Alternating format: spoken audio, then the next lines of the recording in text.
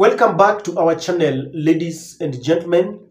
The information that we are getting from the Star is that President William Samoei Ruto has rejected or declined to sign the bill, and he has sent it back to Parliament. The Star newspaper is saying Ruto declines to sign the bill, sends it back to Parliament, and they say the head of state has also proposed a raft of amendments to the bill, which the MPs will have to consider. And then they go further to say that President William Samoei Ruto has declined to sign the Finance Bill 2024. The State House sources told the Star that the bill will be sent back to Parliament before they break for recess today, that the head of state has also proposed a raft of measures or amendments to the bill which the MPs will have to consider. Parliament may amend the bill in light of the president's reservations or pass it to a second time without amending it. In returning the bill, the president will point out key areas that need to be altered.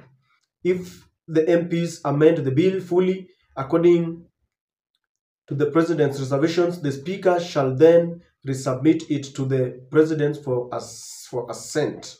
If the House considers the president's reservations, it may pass it a second time without amendment, or with amendments that do not fully accommodate his reservations.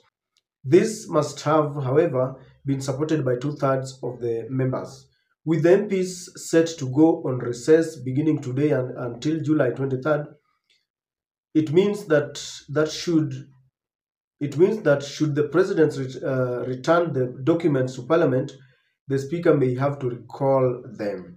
Some of the tax proposals which had earlier been introduced in the bill include 16% VAT on bread, excess duty on vegetable oil, VAT on transportation on sugar, 2.5% motor vehicle tax, and eco levy on locally manufactured goods.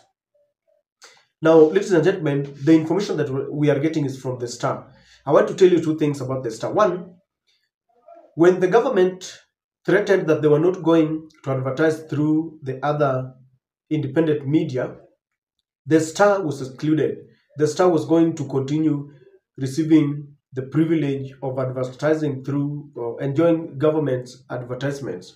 When Professor Kisiangani, controversially said that they will not advertise through the other media except KBC and the Star.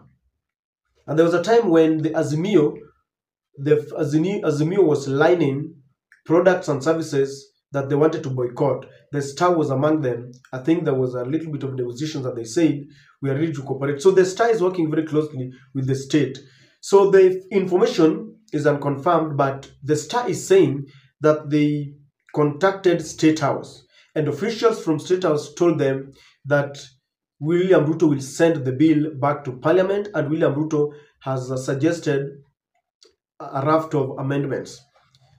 Now, the question I want to ask is this: does this country belong to William Ruto, or it belongs to us? Because in as much as I would really love that William Ruto returns the bill to Parliament, it now bothers me that he has a raft of amendments that he wants. So he wants it to be done his way. If it is not his way, it is the highway.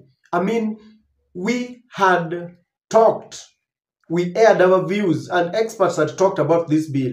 So why is it that when we talked, parliamentarians did not want to listen to us? But now, if at all William Ruto is going to take it back, they will look at it. But I can assure you that if the measures are only meant to hoodwink Kenyans, the Azimio wing will reject it, the Kenya Kwanza wing will accept it. But come to think of it, these proposals, where are they coming from that the president wants to introduce? Because they had a parliamentary group meeting where they ironed out issues that they wanted to expand, like the eco levy, motor vehicle tax on bread, those kind. Why couldn't they, now that William Ruto is said to be contemplating, suggesting some amendments, where were they?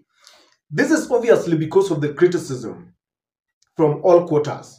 Uhuru Kenyatta told William Ruto, listen to the people. Raila Amolo Odinga told him, listen to the people. The church told him, listen to the people and remove the finance bill. So it is as a result of the pressure from other quarters that William Ruto now wants to take it back to the parliament. But when it is taken back to parliament, Kenyans have got just one command. Their take is remove it. We don't want any amendments. That is why yesterday the members of parliament aligned to Azimio withdrew all the amendments, because the document is just a bad one. I remember the minority leader was saying that the reason why he was withdrawing his amendments is that when they retreated in their caucuses as Azimio, the Azimio caucus, they realized that there is no need amending a bad bill. This will only add weight to an already bad bill, and the Kenya Kwanza would say, even your members helped us pass it. Now, the death that took place, the massacre, is something that has really could also, trigger the president to decline it. Another thing that is happening, if you look at the social media, the Gen Z is saying to Kutane Thursday, because that is when it was supposed to be signed. So maybe he's avoiding another controversy between himself and the people. That is why he does not want to get to further loggerheads. But if at all he's going to get this bill, then the question would be, why wait until people die? Sometimes as human beings, I wonder, why don't you just do the right thing? Why wait for pressure?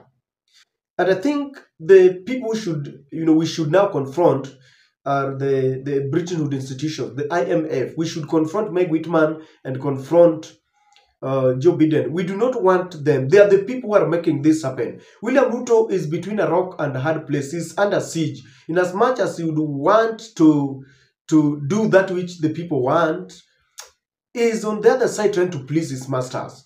That is why if we make noise about the IMF, then they will understand. But another thing, I cannot take this seriously. Since the Star is working with the state or for the state, or let me say that they are inclined towards working with the state. This could be a diversionary tactic so that people can cool down. William Ruto signs it very fast. Before we know it, we are told he has signed it. I do not trust anything from the government or any other elements that are working close with the parliament. How did the Star know? They are telling us state out machine. They called state house and they have been assured. It could be a diversionary tactics so that the momentum can cool down. Before we know it, pap, they have signed it. But we pray that he takes it back to parliament, and I want to see the members of parliament who will still, stand before that very house and tell us that they want to pass it, because the message is reject. People like Kimani Chungwa, Kimani, Ndindi Nyoro, all those who stood up very courageously and said, oh, we pass it. I want to see how they are going to maneuver through, because the Gen Z and the people who are on the street were saying no. The word no is no. And so, ladies and gentlemen, let's wait and see. We need to confirm whether this is a ploy to hoodwink us so that they can keep us busy thinking of other things. Then before you know it, pap, the president has signed it, or he has finally succumbed to pressure, because it is William Ruto against the nation. He's been left on his own, and I wonder what kind of a nation he wants to run when all the people do not want to listen to him, when he's doing things that are contrary to the opinions of the people. The last time I checked is that we have a democracy, a government of the people, by the people. We elected the parliamentarians, including the president, is there, and we have only donated power to them. They are not supposed to do that which we do not want. We are supposed to determine how we are governed. When we say that a bill is bad, it is bad for us. I don't know. Let's wait and see, because these are unconfirmed, but the Star is revealing that.